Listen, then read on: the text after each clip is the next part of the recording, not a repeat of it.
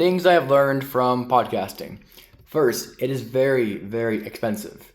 I've probably dropped over $1,000, actually probably more than that, on various computer things, audio, mics, SD cards, software to record, to schedule. It all adds up very quickly. It's a hobby. That's really what it is. Thinking about skiing or sports or just the most pricey hobbies out there, that to me is podcasting. But people think it's some get rich. No, it's not. You're going to be paying a lot of money and time because you have to learn how all this software works, from Premiere Pro to the camera angles, audio. Because if you have really crappy audio, it doesn't matter who you are or how amazing the guest is. People can't hear you or the sound or whatever. They won't care. When I was first starting off, the audio was a hot mess, but we're getting better at it very slowly. But I only did really all of this to gain access to really cool people. Because normally if I were to email some CEO, he probably wouldn't talk to me. I mean, he might, but probably not, because he doesn't know me. I don't really have enough career built up quite to really access him. But if I say, hey, I've got a podcast, suddenly they wanted to talk to me in that way. So it's more like a social currency kind of thing. And I hate how we're like this, but if you have a certain amount of followers or a base, you have access to these kind of people. And then as you build up more and more, the people change. And so my goal is hopefully a few years from now, I just have more guests, more access to them.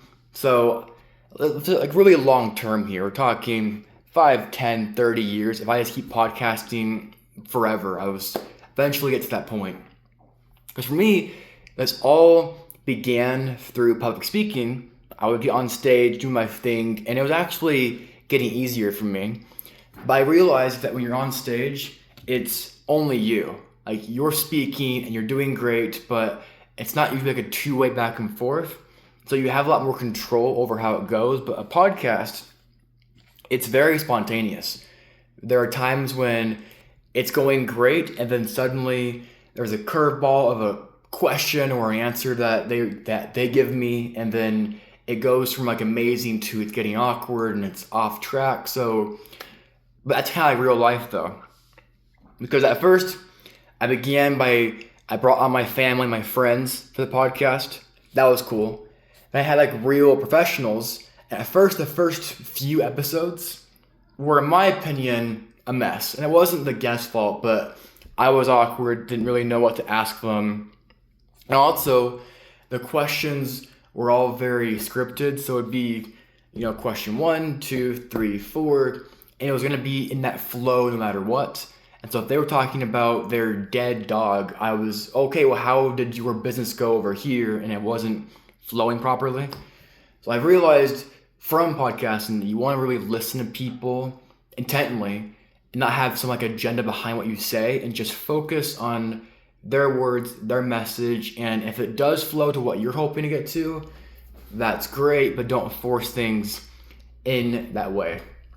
I think I've also learned to reset mid-interview. Meaning there's been a few times where I thought, gosh, this is going terrible. They probably hate me. They're thinking this kid is awkward as hell.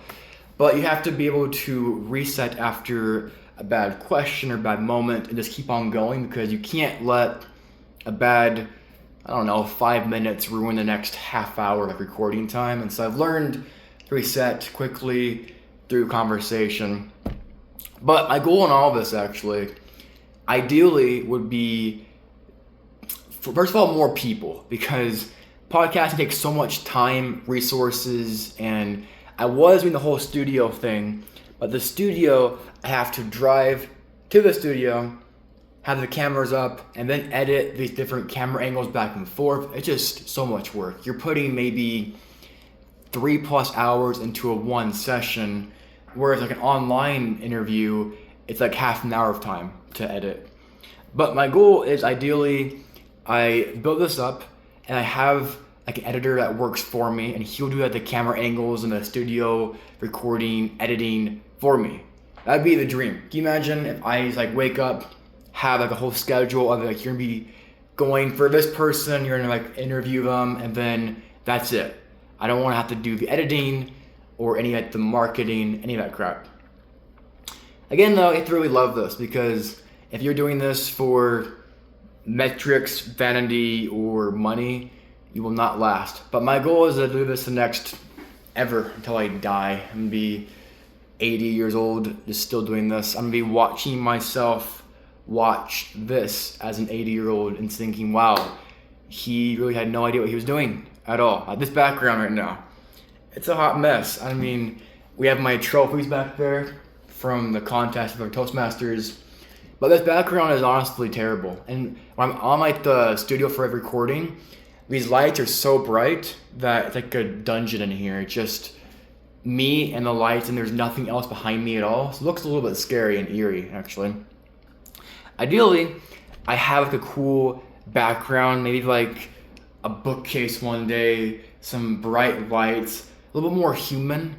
I'm a big believer in seasons, and so I'm in season 1 of the podcast currently, and that's okay. I mean, you can't compare your season 1 to somebody's season 18 when they've done podcasting for the last 10 years or done whatever, and you're just starting. So this is season 1, so I'm wanting to embrace the freedom to suck, to not be good at this at all, but to do it one step at a time, very slowly.